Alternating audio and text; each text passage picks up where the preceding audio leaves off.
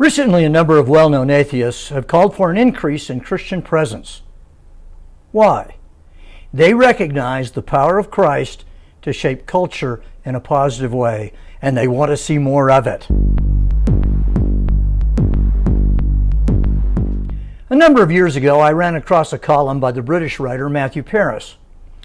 Paris has a wide range of accomplishments. In addition to being a writer, he has produced television programs and served as a member of the British Parliament. He grew up in Africa, then returned more than 40 years later. He wrote about his experiences in The Telegraph, a British national newspaper. The title of the piece was, "As an atheist, I truly believe Africa needs God." He makes an astonishing admission. Now a confirmed atheist, I become convinced of the enormous contribution that Christian evangelism makes in Africa, sharply distinct from the work of secular NGOs, government projects, and international aid efforts. These alone will not do. Education and training alone will not do. In Africa, Christianity changes people's hearts. It brings a spiritual transformation. The rebirth is real. The change is good. End quote. He congratulates missionaries for their many social contributions in ministering to the sick and helping the economy. But missionaries do more than this. They instill in the native populations powerful values, confidence, optimism, and a willingness to engage the wider world. Paris observed impressive Africans involved in aid work, and they were invariably Christians.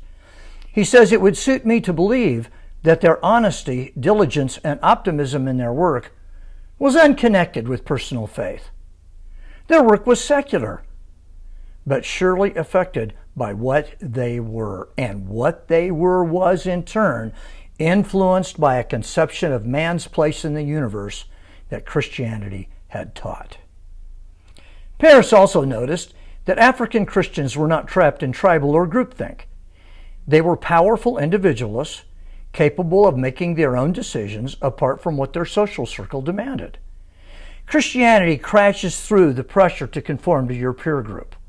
The Christian faith teaches, quote, "a direct, personal, two-way link between the individual and God, unmediated by the collective and unsubordinate to any other human being.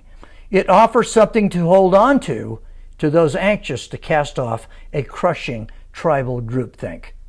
That is why and how it liberates." End quote. Paris concludes by saying that for Africa to be changed, it isn't enough to provide material aid. He says, a whole belief system must first be supplanted. I have 2 African Christian graduate students in my church. I assure you, their belief system is being built by Jesus Christ.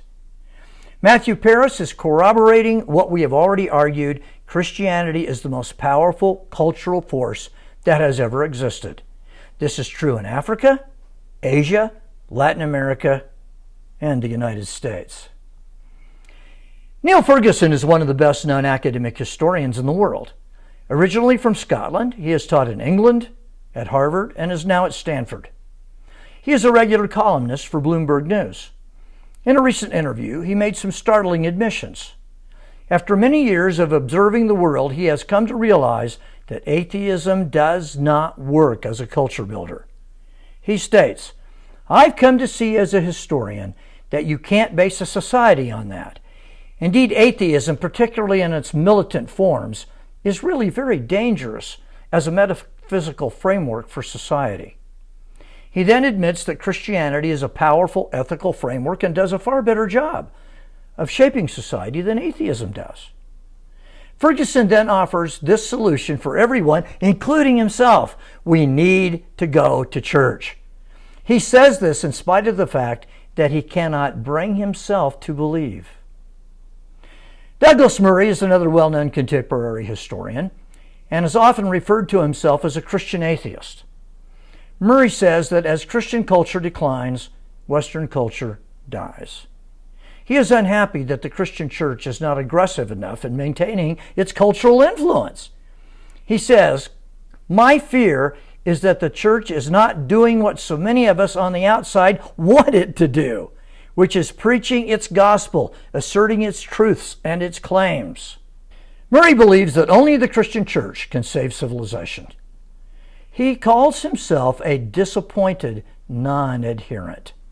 He recently said that the sanctity of human life is a Judeo-Christian notion which might not very easily survive the disappearance of Judeo-Christian civilization. And I think he's right about that. Other public intellectuals like Charles Murray and Jordan Peterson have called on the Christian faith to assert itself for the good of society.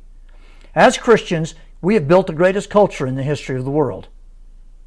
It's also up to us to save it. Atheists for Jesus. An apparent contradiction, but it's not. These contemporary intellectuals know that Christianity is the only hope to save the things they love. I thank these men for their honesty and pray that they will come to see that the reason Christianity is so great is because it is true. Pray with me that they will embrace it and find life in Christ. Thanks for watching.